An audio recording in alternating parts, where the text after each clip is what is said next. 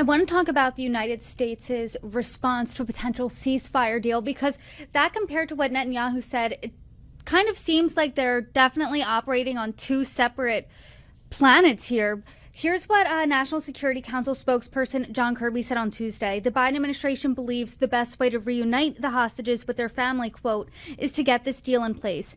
And as I said earlier, we believe we're close enough and that the gaps are narrow enough to achieve that outcome. It's not optimism, it's pragmatism.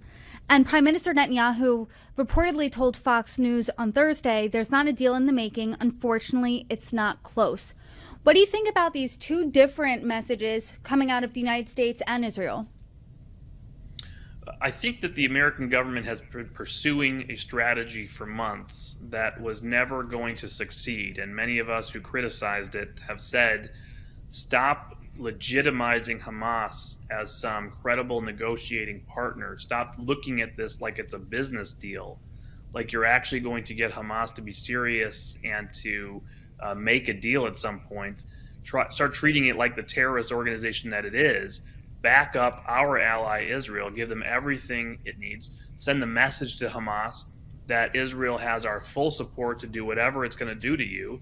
And in the meantime, put enormous pressure on the sponsors and enablers of Hamas. And maybe that's signaling to Hamas that we are not going to save them by pressuring Israel to surrender, and that we, in fact, are going to bring the hammer down on all of their sponsors, close off the oxygen that Sinwar has, both physically through the Egyptian tunnels and also financially from Qatar or from Iran, that we would actually support operations to go after Hamas leaders wherever they live, whether they're in Lebanon, whether they're in Turkey, whether they're in Qatar, etc.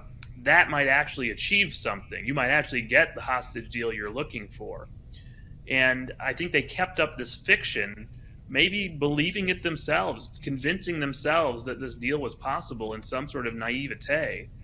Maybe the Qataris telling them bad information on behalf of Hamas, trying to keep the Americans at the table, trying to keep themselves useful to the Americans to avoid the pressure that needs to come down on Qatar, and brought us to this day. And so I'll say there's an incredible Axios report that came out last night, on Wednesday night, and it says that, in fact, the American government, the White House, is now reflecting that perhaps its strategy is not working, that perhaps there is no deal at this time Hamas would take, that, in fact, Israel has agreed to every concession America has asked of them for months, and it is Hamas that has continued to say no. Hamas moves the goalposts every time. We just learned this new information that last week, right before they executed the hostages, while we thought there was this big disagreement between Netanyahu and the White House and people were blaming Netanyahu for pulling back on hostage talks, we've now learned from the White House through these reports, no, in fact, Netanyahu agreed to everything the White House wanted,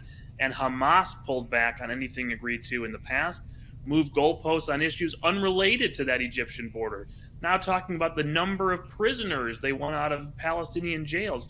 This is not a serious partner. This is a terrorist organization that has been messing with us for months, and we have legitimized it, and we've legitimized their sponsors. The madness has to end. If you want to get a ceasefire, if you want Hamas to realize its days are numbered, you have to talk like that, and you have to act like that. Give Israel the support it needs to go after Hamas and start cracking down on all of its sponsors.